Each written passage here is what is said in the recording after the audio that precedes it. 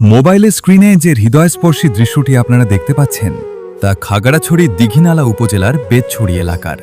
চারদিকের বন্যার থই থই জল আর মানুষের হাহাকারের মাঝে বানভাসী অসহায় মানুষের পাশে দাঁড়াতে ছুটে যাচ্ছিলেন আমাদের শ্রদ্ধেয় উপজেলা নির্বাহী কর্মকর্তা ইউএনও মহোদয়। তার সাথে থেকে এলাকার সার্বিক পরিস্থিতি ও বন্যা কবলিত মানুষের অবস্থান সম্পর্কে বিস্তারিত খোঁজখবর নিচ্ছিলেন সাবেক মেম্বার সালাম ভাই। সবাই মিলে যখন বিপন্ন মানুষের দুয়ারে দুয়ারে যাচ্ছিলেন, ঠিক তখনই ইউএনও মহোদয়ের নজর আটকে যায় আমাদের কেন্দ্রীয় জামে মসজিদের ওপর। বন্যার্ত মানুষের খোঁজ নেওয়ার পাশাপাশি আল্লাহর ঘরের প্রতি তার হৃদয়ের গভীর ভালোবাসা আমাদের স্তব্ধ ও আবেগাপ্লুত করেছে।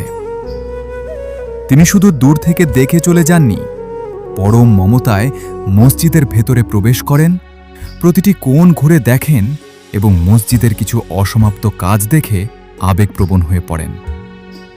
আল্লাহর ঘরকে পূর্ণাঙ্গ রূপ দিতে তিনি নিজ উদ্যোগে সাহায্যের হাত বাড়িয়ে দেওয়ার এক মহান আশ্বাস দিয়েছেন। বিপদের দিনে মানুষের পাশে থাকা, সাবেক মেম্বার সালাম ভাইয়ের মতো এলাকার মুরব্বীদের সাথে নিয়ে খোঁজ খবর নেওয়া আর আল্লাহর ঘরের প্রতি এমন নিঃস্বার্থ শ্রদ্ধা নিশ্চয়ই এক মহৎ হৃদয়ের পরিচয়। ইউএনও মহোদয় ও সালাম ভাইয়ের এই মানবিকতা আমাদের হৃদয়ে চিরকাল দাগ কেটে থাকবে।